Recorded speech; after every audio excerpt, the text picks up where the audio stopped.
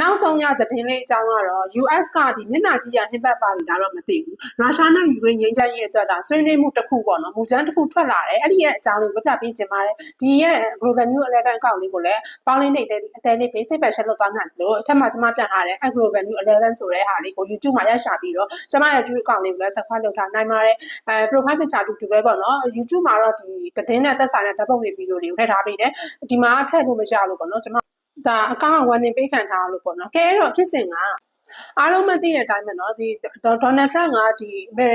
အမေရိကန်အနေနဲ့ပေါ့နော်ဒီကြားဝင်ပြီးတော့ဒီယူကရိန်းနဲ့ဒီရုရှားနဲ့စစ်ရေးကိုဆုံးသက်ဖို့သူကလုပ်နေတယ်အဲ့တော့သူကဒီမှာသူတို့တိတ်တဆိတ်ပေါ့နော်မူချမ်းတစ်ခုကိုသူရေးဆွဲနေတယ်ပေါ့နော်အခုမှဒီရဲ့မူချမ်းကိုယူကရိန်းကိုသူပို့လိုက်တာပေါ့နော်အဲ့တော့ဒီထဲမှာအဓိကဒီမူချမ်းထဲမှာပါလဲဆိုတော့တော်တော်တရားချဖို့ကောင်းတယ်နော်ရုရှားကခံရသေးတယ်အခုသူကပဲပြန်ပြီးဟိုဖြစ်ရမယ်သူမှအဓိကပါလာတော့သူ့ရဲ့နယ်မြေတွေကိုလက်လွတ်ပေးရမယ်ရုရှားကအခုစစ်မြေပြင်မှာပေါ့နော်သူတို့သိမ်းပိုက်ပြီးသားတယ်ဒါမှမဟုတ်အပြည့်အဝမသိမ်းပိုက်နိုင်သေးတဲ့နေရာတွေဟိုထူးထူးထူးတော့အရှိပိုင်းပေါ့နော်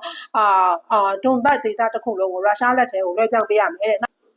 ပြီးတော့ဒါယူကရိန်းကလည်း NATO မဟာမိတ်အဖွဲ့တွေကိုဒါဝင်ချင်းမှဒါတားမြစ်ထားတယ်ပေါ့နော်ဝင်လို့မရဘူးပြီးတော့ယူကရိန်းရဲ့လက်ရှိအင်အားတဲ့စစ်တီပေါ့နော်8သိန်း8000ကနေ6သိန်းကိုချောချရမယ်တဲ့ပြီးတော့ရုရှားဘက်မှာချမှတ်ထားတဲ့ဒါ sanction ပေါ့နော်ပိတ်ဆို့ရေးရမှုတွေကိုအမေရိကန်ကရုပ်သိမ်းပေးရမယ်လမ်းဖွင့်ပေးရမယ်ပေါ့သူတို့နော်အဲ့တော့ဒီကိစ္စနဲ့ပတ်သက်ပြီးတော့ဒီ28ချက်မှာအသေးစိတ်ပါတယ်တော့ဘယ်သူမှမသိသေးဘူးဒါပေမဲ့အဲ့ဒီ4ချက်ကတော့ဒါအဓိကထွက်လာတဲ့အခါမှာဒီ4ချက်ပေါ်မှာတော့ဒီဇယ်လန်စကီတို့ဘက်ကရောဒီဥရောပခေါင်းဆောင်တွေဘက်ကရောဒါကိုလ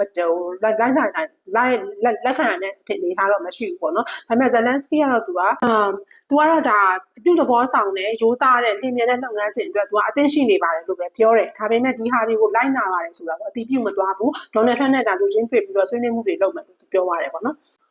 ပြောရမယ်ဆိုတော့ဒီမူချမ်းကပေါ့နော်ရုရှားရဲ့အကျိုးရှိပွားကိုဦးတည်နေတဲ့ပုံပေါ်လွင်နေဆိုပြီးတော့ဒါယူကရိန်းဘက်ကလိုက်နာဖို့ခက်ခဲတဲ့အရာတွေကိုဒါဝေဖန်ကြရရှိတယ်ဒါမဲ့ဒါ US ဘက်ကပြောရေးဆိုခွင့်ရှိတဲ့လူတွေလည်းဒီမူချမ်းကဒါနှုတ်နှစ်ဖက်တရားမျှတအောင်လုပ်ပေးထားတယ်ပေါ့နော်